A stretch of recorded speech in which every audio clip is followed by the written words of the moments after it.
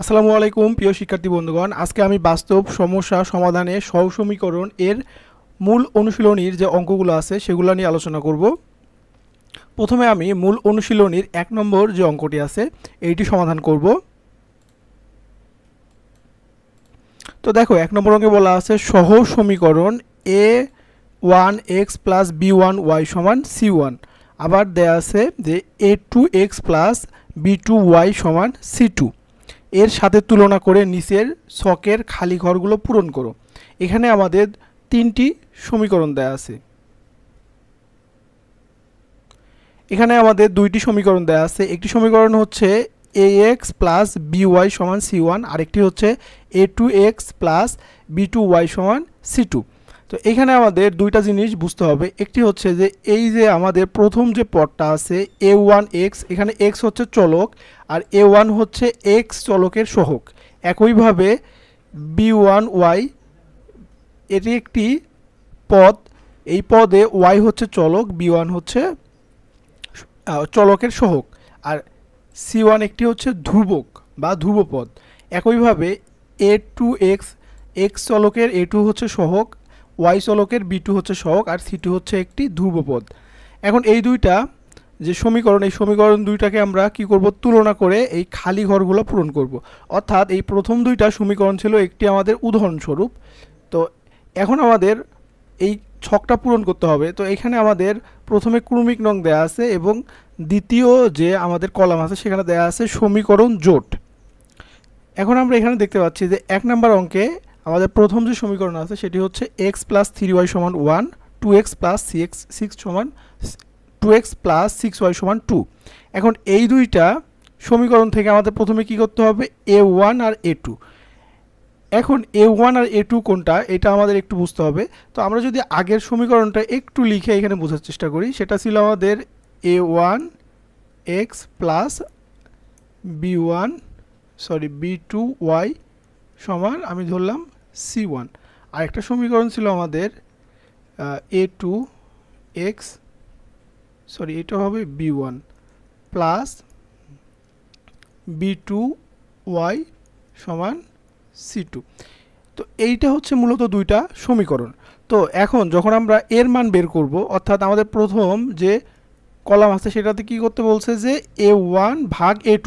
তাহলে a1 আর a2 কার সহগ, আমরা যদি এই দুইটা সমীকরণ একটু খেয়াল করি তাহলে দেখতে পারবো এই x এর সহগ হচ্ছে a1 আর হচ্ছে a2।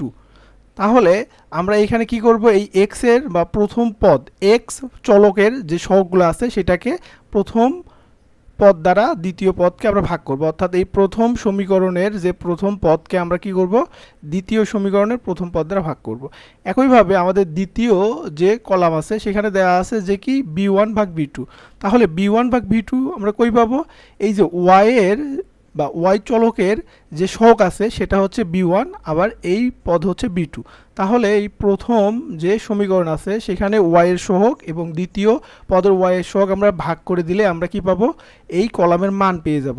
একইভাবে আমাদের ধ্রুব পদের মান c1 c2, অর্থাৎ সমানের পর যে ধ্রুব সংখ্যা, আমরা ইতিপূর্বেই ধ্রুব পদ বা ধ্রুব সংখ্যার ব্যাপারে যথেষ্ট জ্ঞান অর্জন করেছি। সো এই c1 c2 আমরা এখান থেকে এভাবে নির্ণয় করব। আশা করি তোমরা বুঝতে পারছো।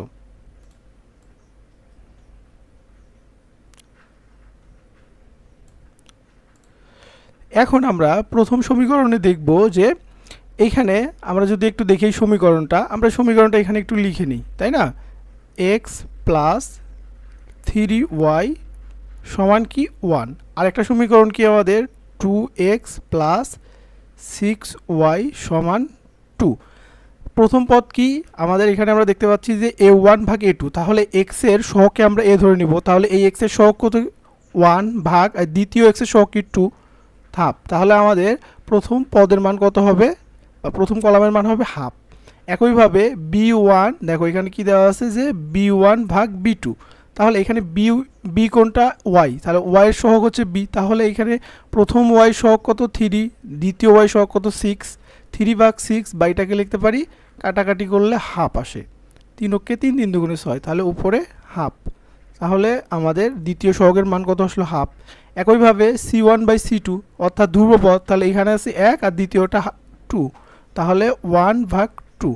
তাহলে আমরা খুব সহজে কি করলাম যে আমাদের এই a1/a2, b1/b2 এবং c1/c2 এর মান বের করলাম। তো আমরা 2 নম্বরের মানগুলো বের করি, আমরা বাকি ঘরগুলো একটু পর পূরণ করতেছি। আমি মূলত তোমাদের দেখাচ্ছি যে তোমরা এই প্রথম 3টা কলাম পূরণ করতে পারো কিনা। তোমরা যদি প্রথম 3টা কলাম সঠিকভাবে পূরণ করতে পারো, বাকি মানগুলো খুব ইজিলি পূরণ করতে পারবা।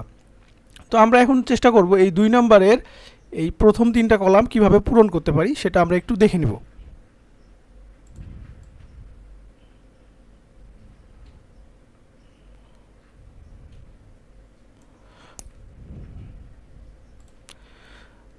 আমরা 2 নম্বর অঙ্কের যে সমীকরণটাকে লিখে নিই, তাহলে প্রথমে ছিল 2x - 5y সমান কত 3, তারপরে ছিল যে x প্লাস 3y সমান 1। প্রথমে আমরা কি নির্ণয় করব যে এই দুইটার মধ্যে আমরা ভাগ নির্ণয় করব। প্রথম যে চলক তার সহগ হচ্ছে 2 আর পরের চলকের সহগ হচ্ছে 1। 2/1কে আমরা কি লিখতে পারি 2 লিখতে পারি। একইভাবে এই দ্বিতীয় চলকের ক্ষেত্রে আমরা কি লিখতে পারবো -5/3, এই y সহগ -5, এই y সহগ 3, তাহলে -5/3 এখানে লিখতে পারবো -5/3। আবার আমরা ধ্রুবপদ কি লিখতে পারি 3/1 বা এখানে আমরা 3 লিখতে পারি। একইভাবে তোমরা 3 এবং 4 করতে পারবা। এখন আমরা এই সমাধানের যে টেবিলটা আছে সেটা আমরা একটু দেখে নিই।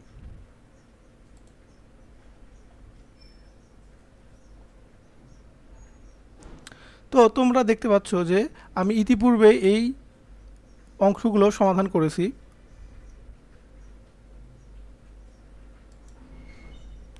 তোমরা দেখতে পাচ্ছ যে আমি ইতিপূর্বে এই অংশগুলো কি করেছি সমাধান করে ফেলেছি। তো তোমরা দেখে নাও।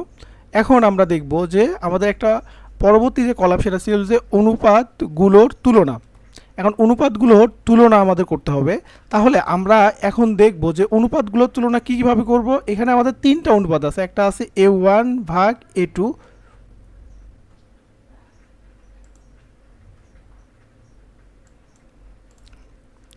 তারপরে আছে আমাদের b1/b2, তারপরে আছে c1/c2।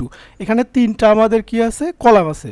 তাহলে আমাদের a1/a2 তুলনা করা মানে কি যে একটা জিনিসের সাথে আরেকটা জিনিস কতটা মিলে যাচ্ছে বা কতটা মিলে যাচ্ছে না, এই জিনিসটা কিন্তু তুলনা করা। তাহলে এখানে আমরা যদি দেখি a1/a2 এর প্রথম যে ঘরের মান হাফ, দ্বিতীয় ঘরের মান কত হাফ, আবার c1/c2 মানও হাফ। তাহলে এই তিনটাই কি আমাদের মিলে যাচ্ছে না। তাহলে আমরা কি লিখতে পারবো যে a1/a2 সমান b1/b2 সমান c1/c2। অর্থাৎ আমরা এখানে লিখতে পারবো যে a1/a2 সমান b1/b2 সমান c1/c2। কেন লিখতে পারলাম? কারণ a1/a2 মান হাফ, b1/b2 মানও হাফ এবং c1/c2 মানও হাফ, এজন্য আমি এটা লিখতে পারলাম। তাহলে লেখচিত্রের অবস্থান কি হবে? দুইটি সমপাতিত সরল রেখা। এখন সামঞ্জস্য আর অসামঞ্জস্য কি? সামঞ্জস্য, যেহেতু মিলে যাচ্ছে, তাই না? এখন এটা মূলত আমরা দেখতে পাবো কি লেখচিত্রের মাধ্যমে। তাহলে বীজগাণিতিক সিদ্ধান্ত আমরা কি বলতে পারি যে অসংখ্য সাধারণ সমাধান আছে।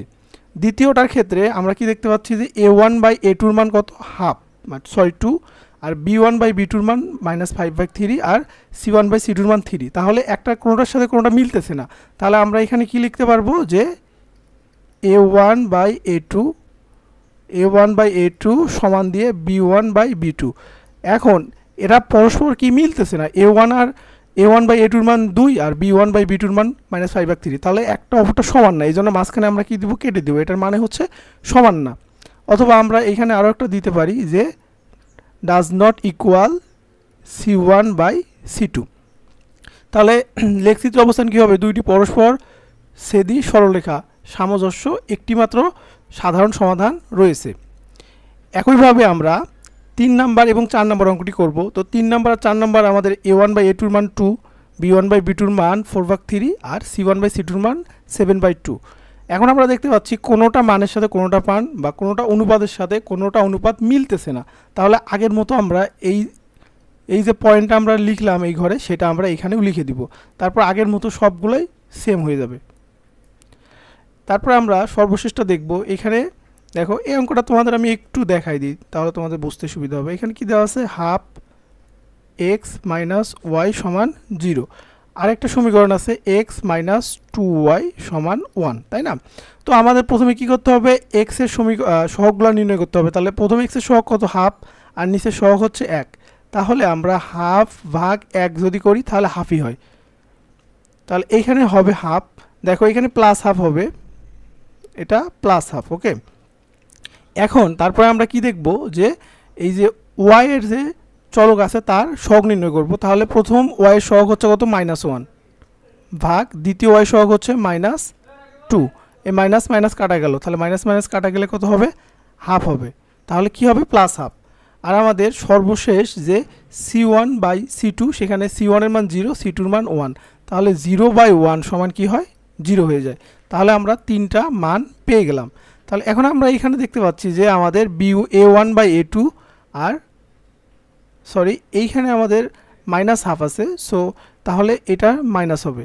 তাহলে মাইনাস হাফ, এখানে প্লাস হাফ, এখানে 0, তাহলে তিনটার সাথে মিলতেছে না। তাহলে সেক্ষেত্রে আমরা বলতে পারি যে এইটি লিখতে পারি, অথবা আমরা এই যে এই অংশটা লিখতে পারি, আবার লিখতে পারি যে সমান ক্যান নট ইকুয়াল বা ডাজ নট ইকুয়াল c1/c2। দুইটি পরস্পর ছেদি সরলরেখা সামঞ্জস্য একটিমাত্র সাধারণ সমীকরণ রয়েছে। আশা করি তোমরা এই অঙ্কটি বুঝতে পেরেছো। আমরা পরবর্তী ক্লাসে বাকি অঙ্কগুলো সমাধান করব।